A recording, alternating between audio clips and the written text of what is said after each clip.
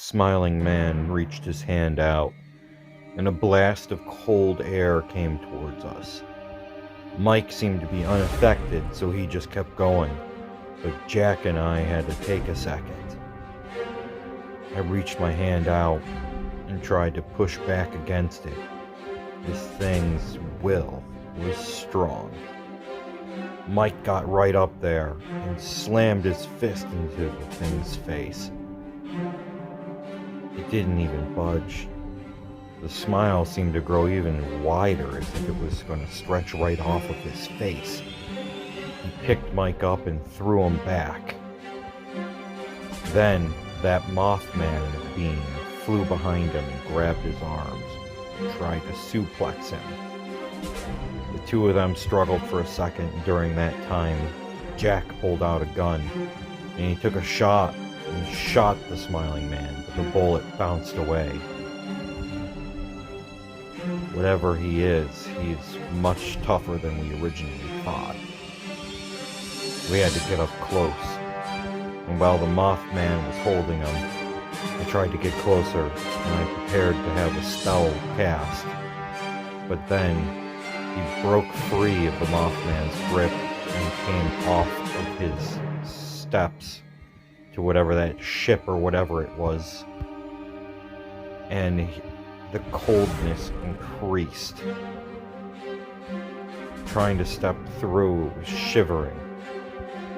But Mike, again, unaffected by this, came right back. "Hey, I got something that might take this smile off your face." And he picked up a log that just happened to be towards the end of the parking lot where he had landed, and he slammed it into the smiling faces. Just again and again. The smiling man just turned and looked and snapped it.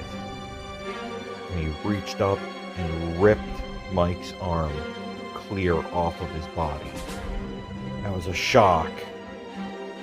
But thankfully, as he was a zombie, he wasn't going to bleed out. But this thing also had immense physical strength. He could just rip an arm off. It was time that I did this. I didn't want to. I never wanted to take this glove off my left hand. But I started to release the clasps. The Mothman and the Smiling Man both stopped and looked at my hand, knowing something weird was about to happen. There's an energy about it ever since I got cursed. I took the glove off, and a sickly purple hand came out, shriveled. I was touched by death itself. In turn, death allowed my friend to come back.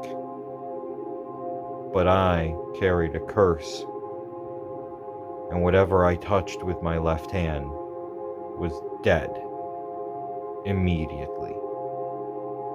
So I had to have a special glove that I created put upon it. The smiling man started to struggle against the Mothman, but could not get free. Even with the coldness, I just powered through. My left hand reached out and touched the smiling man's face. He screamed for a second, and his body dropped to the ground. His death is immediate. The Mothman looked at the body and was silent for a long moment. The ship, or whatever it was that was behind us, just faded away. I began to put the glove back on my hand, careful. The only thing this hand wouldn't kill was me.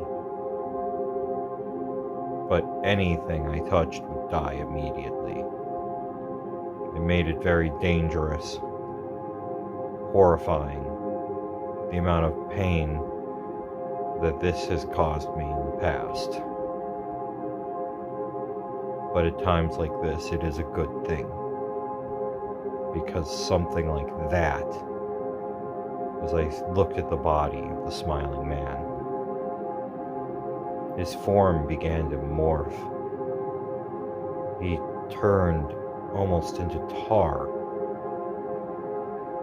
That doesn't make sense.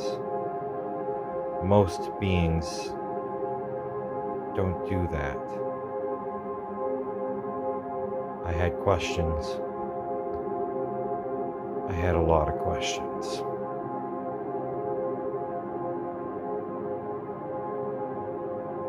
In the following days since the disappearance of Mothman and the death of the Smiling Man, the train was cleared out. All in all, there was a great many that had lost their lives. But with this now over, the team would go back and see exactly what was going on. The ghosts in the coal mine were finally able to pass on, leaving this realm. They had gotten their justice when the Smiling Man had died, so the only thing that kept them bound to this plane was gone.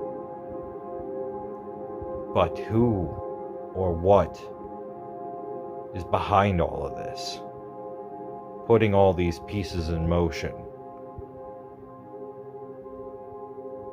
With these questions, Vince and Mike are heading back to headquarters.